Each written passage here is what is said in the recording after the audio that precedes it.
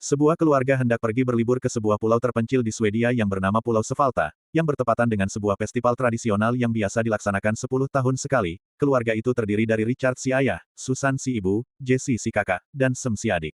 Setibanya di dermaga mereka singgah sejenak di sebuah restoran. Saat si penjual tahu kalau mereka akan pergi ke pulau itu, ia pun mengingatkan pada Richard dan keluarganya supaya membatalkan niatnya untuk pergi ke Pulau Svalta. Namun Richard tak menghiraukannya, mereka pun akhirnya pergi dengan naik sebuah kapal feri, dan semua penumpang yang ada di kapal itu memandang mereka dengan tatapan yang aneh. Akan tetapi mereka tak menghiraukannya dan tetap enjoy menikmati liburannya. Setibanya di Pulau Svalta, para warga memandangi Richard dan keluarganya dengan tatapan yang sinis, bahkan kepala sukunya pun yang bernama Nenek Ellie menyuruh mereka untuk segera pergi meninggalkan pulau ini.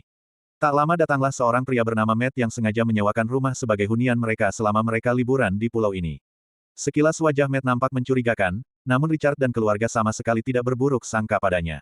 Malam pun tiba, mereka pun terbangun karena cahaya yang terpancar dari luar yang ternyata semua penduduk berdiri di depan rumah mereka dengan memakai topeng menyeramkan dan melemparkannya sebuah bangkai binatang. Keesokan harinya Richard menemui Matt dan menanyakan tentang peristiwa semalam, namun Matt menjelaskan supaya jangan menghiraukannya karena itu hanya sambutan tradisional khas Pulau Svalta.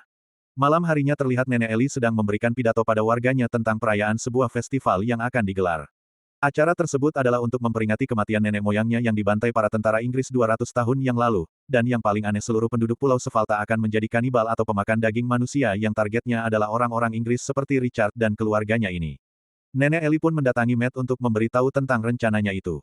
Keesokan harinya festival pun dilaksanakan dan setelahnya selesai mereka akan langsung memburu Richard dan keluarganya untuk dihidangkan sebagai makan malam. Namun apa yang terjadi, saat Matt menjalankan aksinya, ia harus tewas di tangan Richard dan keluarganya. Dan Anda pun pasti terkejut karena mereka adalah monster yang sesungguhnya, dan keempatnya adalah psikopat yang datang ke pulau itu untuk melakukan pembantaian tanpa perlu khawatir akan diketahui oleh pihak kepolisian. Alih-alih memburu keluarga kecil ini justru Nenek Ellie dan para penduduk asli pun yang harus berlari ketakutan menghindari Richard dan keluarganya yang membrutal membunuh membabi buta, sehingga celakalah mereka semua yang telah salah memilih korban.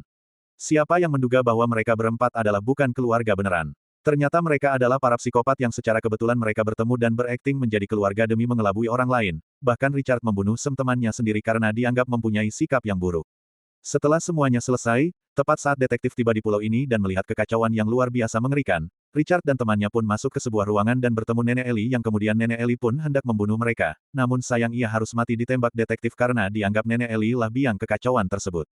Para psikopat pun beruntung dan akhirnya mereka dibawa pulang untuk meninggalkan tempat itu.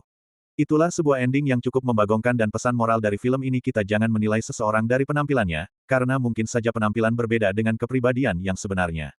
Terima kasih semuanya, wassalam.